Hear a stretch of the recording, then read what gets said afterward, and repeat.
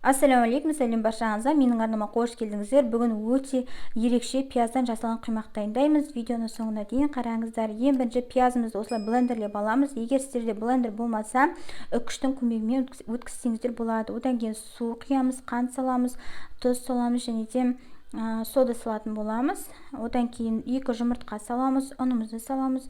Сосын жақсылап араластырамыз венчикпен. Венчикпен араластырып аламыз да сүт құямыз. Мінекей, сүтімізді құйдық, одан кейін тағы да араластырып сұйық май құямыз. Мінекей, біздің масымыз осымен дайын болды. Тағы бір рет араластырып жібереміз. Қызып тұрған табада 2 жағынан пісіріп аласыздар. Табаңызды 1 рет майласаңыз болады. Егер жабыспаса майламай қойыңыздар.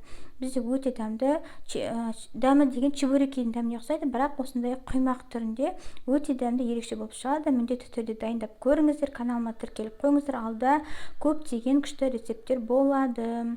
Соңына дейін қарағаныңызға рахмет. Сау болыңыз.